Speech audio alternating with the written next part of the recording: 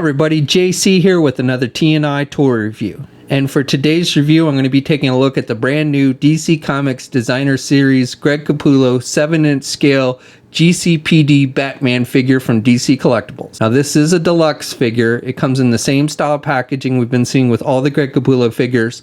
You've got the window box with the figures clearly displayed.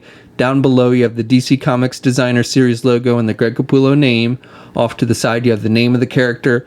This is figure number 18 in the series. Off to the side you have some artwork from Greg Capullo, and then on the back of the packaging we have a look at this figure along with the other 3 figures that were just recently released from this line. Then down below it tells us that this figure was sculpted by Jonathan Matthews and Paul Harding.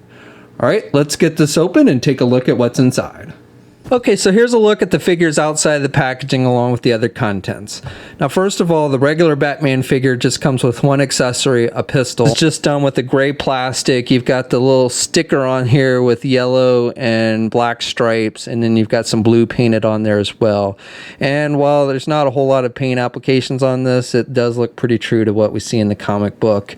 And then they've given you a little working holster for the gun as well on the figure. And the holster is done with just a kind of rubber material, and you can just slide the gun in there. And then the figure will hold the gun pretty tight in his right hand.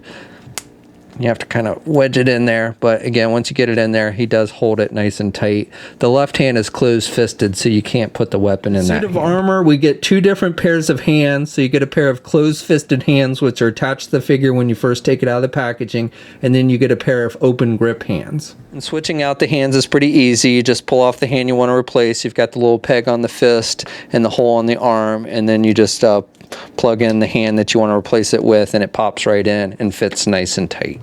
It also comes with a removable helmet, and I like the detailing on this. You've got these little ears that kind of stick out on the side, and these are done with just a gray plastic. You do want to be careful because you could probably easily snap these off.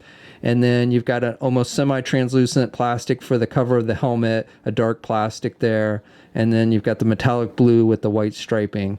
So I like the detailing on the helmet. And then on the inside of the helmet, you notice there's these 2 little holes in there, and that's so it'll go on the figure's head with the Batman ears. So you got to try and line it up. So you want to be careful because you don't want to bend the ears too much on the actual head sculpt of the figure. But if you line up the ears just right, then the helmet should fit pretty good on the figure. So for the regular figure itself, I think they've done a nice job with the sculpting and the paint applications. It's basic paint, but you know, that's to kind of be expected with this particular version of Batman. He's basically just wearing an all black costume. He's got the yellow outline for his bat symbol on his chest, and then he's got some yellow markings here on his shoulder, on his right shoulder. He's got a belt which is glued on the figure. It's a separate piece, but it's glued on there. And again, it's yellow with some gray for the buckles.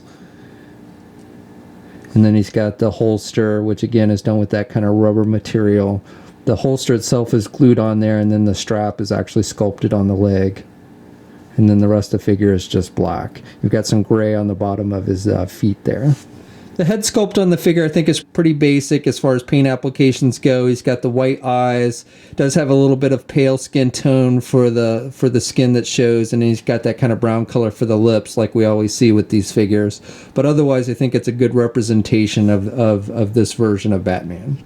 And the same goes with the head sculpt that's on the armored version. Looks almost identical to the regular figure. Again, you've got the whited out eyes, same skin tone, and brown lips. Now for the rest of the armored version, I like the sculpting detail on this. I like the metallic blue that they've used. He's got the bat symbol, which is painted on the chest here.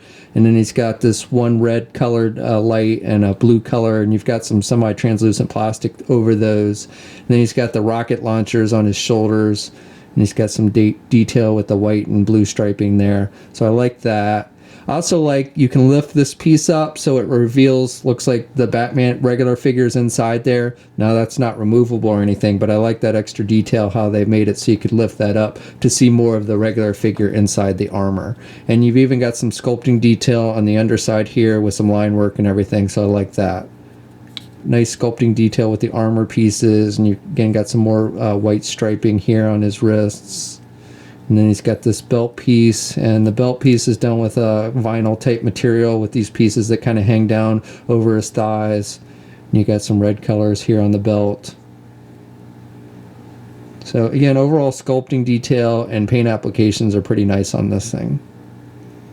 So the regular Batman figure stands, if you count to the tip of his ears, just a little bit over 7 inches tall, and then the armored Batman stands about just under 9 inches tall.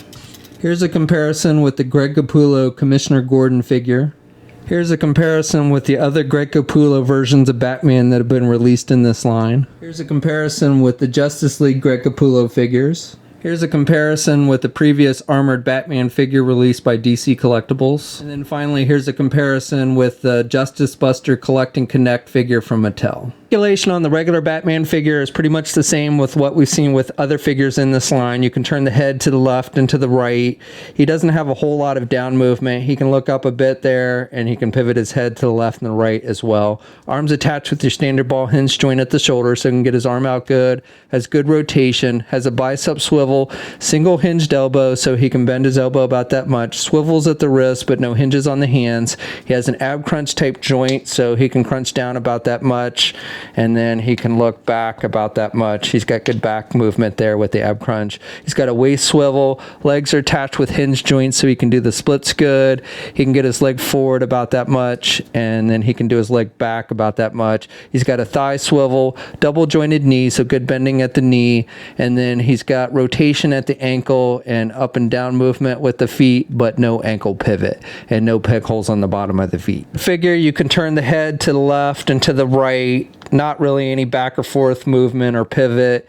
You can get the arm out about that much. You've got good rotation there. It doesn't have a bicep swivel. Single hinged elbow, so it can bend his elbow about that much. Has swivels on the wrists and does have hinges on the hands, so you've got some up and down movement with the hands on this one. Does not have a midsection joint. Does have a waist swivel. Legs, you can just do forward and back. You can't do the splits with this one. No thigh swivel. Single hinged knee, or actually I take that back, does have a double hinged knee, so he can bend his knee about that much.